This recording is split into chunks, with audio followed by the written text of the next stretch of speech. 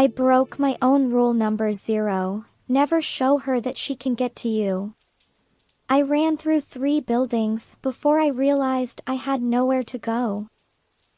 Because room 4B is the only place I call home. And now she's there. With my name on her lips. Scarlett collapses onto a wooden bench beneath a flickering street lamp, the rain pounding down mercilessly. Her red hair, usually vibrant and wavy, is plastered to her face and neck. She shivers violently, her arms wrapped around herself, but she doesn't move. The campus is deserted at this hour, the only sounds the relentless drum of rain and the occasional distant car horn from the city beyond. Her phone buzzes in her pocket, vibrating insistently. He pulls it out with numb fingers, the screen lighting up her pale face. It's a video call from her best friend, Liv. Scarlett hesitates for a moment, then swipes to answer. Liv's face appears, her room brightly lit behind her, posters of indie bands and fairy lights strung across the walls. She's in pajamas, her blonde hair tied up in a messy bun, a mug of what looks like hot chocolate in her hand. Scarlett? Oh my God, where are you? It's like 1 in the morning. Liv exclaims, her eyes widening as she takes in Scarlett's drenched appearance. You look like a drowned rat. Are you outside? Scarlett wipes rain from her eyes, her teeth chattering. I can't go back. She said my name. Liv leans closer to the camera, her expression shifting from concern to excitement. Wait, what? Raven said your name? Oh my God, finally. Did you guys kiss? Spill. Scarlett shakes her head vehemently, water droplets flying. No. And we're never going to. I hate her, Liv. I absolutely hate her. Liv bursts out laughing, nearly spilling her drink. Oh, please. You're sitting out there in a freaking monsoon because of a girl you hate? That's classic enemies to lovers trope right there. Come on, Scar, admit it, you're totally into her. Scarlett glares at the screen, but there's a flicker of doubt in her eyes. I'm not. She's infuriating. She invades my space, touches my things, and now this? Whispering my name like it's some kind of game? Liv's laughter fades, replaced by a sympathetic smile. Look, I get it. After what happened with, her, it's scary. But Raven's not like that. From what you've told me, she's just intense. Maybe talk to her? Set some boundaries? Scarlett sighs, the rain easing slightly into a steady drizzle. Boundaries. Yeah, right. Like that'll work. They talk for a while longer, Liv coaxing Scarlett out of her spiral with jokes and reassurances. By the time Scarlett hangs up, it's nearly 3 a.m. She stands, her legs aching from the cold, and trudges back toward the dorm. The hallway is silent as she slips back into room 4B. Raven is in her bed, curled up under the covers, her breathing even, or so it seems. Scarlett pauses in the doorway, watching her for a moment, a mix of anger and something unspoken churning inside her. She whispers into the darkness, her voice barely audible, "Tomorrow, we set rules. And you'll follow them." Raven doesn't stir. Or maybe she does, just a little. Morning, the new rules. Sunlight filters through the blinds the next morning, casting striped patterns across the cluttered dorm room. Posters of classic literature cover Scarlett's side, Jane Austen, Virginia Woolf, while Raven's is a chaotic mix of band stickers, sketches, and a guitar leaning against the wall. The air smells faintly of coffee and yesterday's rain. Scarlett is already up, her hair dried and pulled back into a ponytail. She's at the desk, scribbling furiously on a large sheet of paper with a marker. She tapes it to the wall between their beds with a satisfying smack. The rules read in bold letters.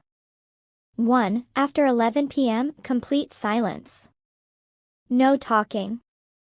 2. Don't touch each other's things. Ever.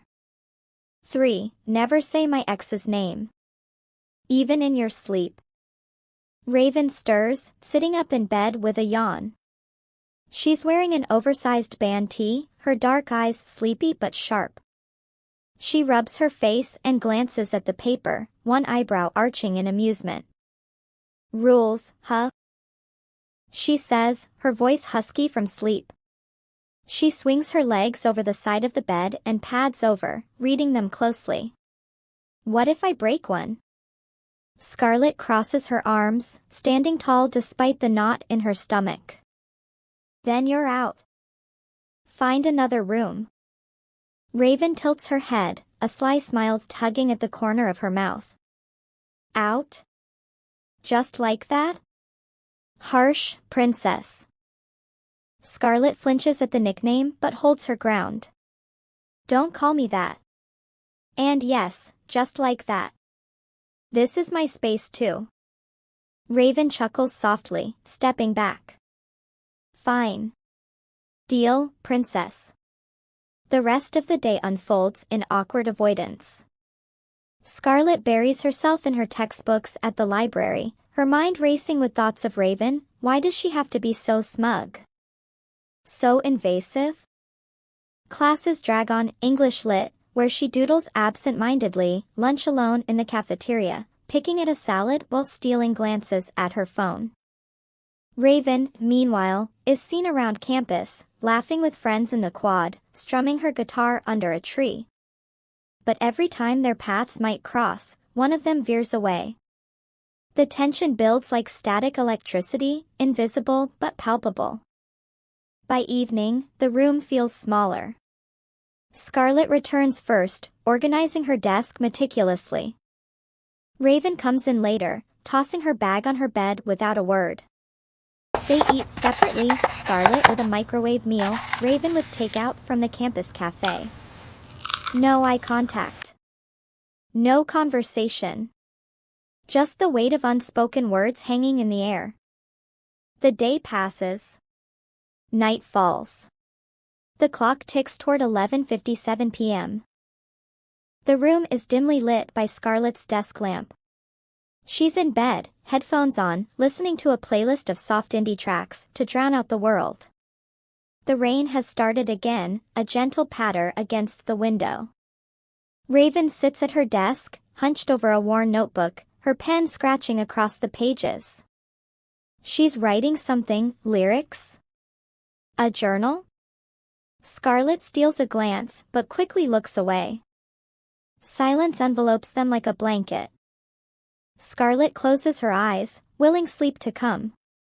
Her mind wanders back to the night before, to Raven's whisper. Why did it affect her so much? It's just a name. But it's her name, said with that intensity. She's on the edge of sleep when it happens. A faint whisper cuts through the music in her headphones. Scarlett. Scarlett's eyes snap open. She yanks off the headphones, straining to listen. Raven is in bed now, eyes closed, breathing steady. But her lips move slightly. Scarlett, please. Scarlett's heart races. She sits up slowly, staring across the room. Was that real? Or her imagination? The explosion at 3:14 a.m. The digital clock glows red, 3:14. Scarlett can't take it anymore. She flicks on the overhead light, flooding the room in harsh fluorescence. Raven's eyes flutter open, or perhaps they were never fully closed.